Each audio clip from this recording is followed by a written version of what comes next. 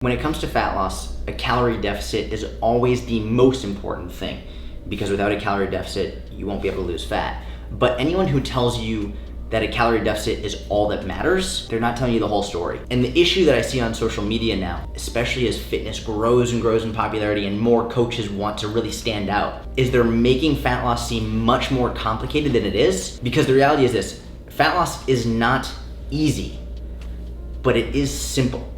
Being in a calorie deficit, it can be challenging. You will get hungrier. There will be times when you get tired. There will be times when just having the motivation and willpower to stick to what you want to do is very difficult, but it's a very simple process in terms of being in a calorie deficit. Now, how to get in a calorie deficit, it's gonna change based on the individual, what foods you like, when you like to eat, how often you like to eat, what foods fill you up most, what foods make you hungrier, what foods make you tired, what foods give you more energy, what foods make you just feel better. That changes person to person, but it doesn't change the fact that you need to be in a calorie deficit in order to lose fat. The point with me making this post was to try and show you how simple it really is.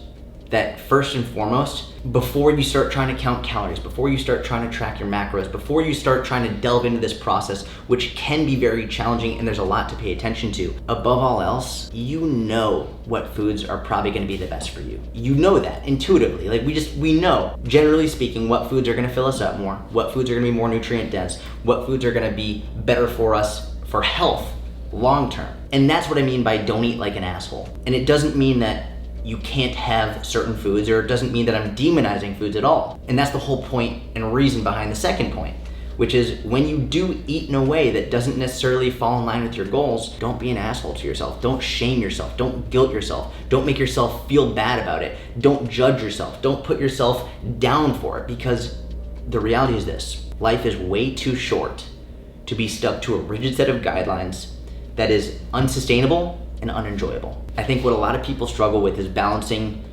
achieving their goals and living a happy and healthy life. It's a very difficult process to find the balance of, but you can do it. And the only way to do it is to be forgiving of yourself, not be an asshole to yourself, but also call yourself on your bullshit. Be aware of when you're not doing what you need to do in order to achieve your goals. Just because you're not doing what you need to do doesn't mean you need to be an asshole to yourself. And just because you are doing what you need to do doesn't mean that you're never gonna fall off again. It's okay. And you need to be the number one person in your life who supports you and also pushes you.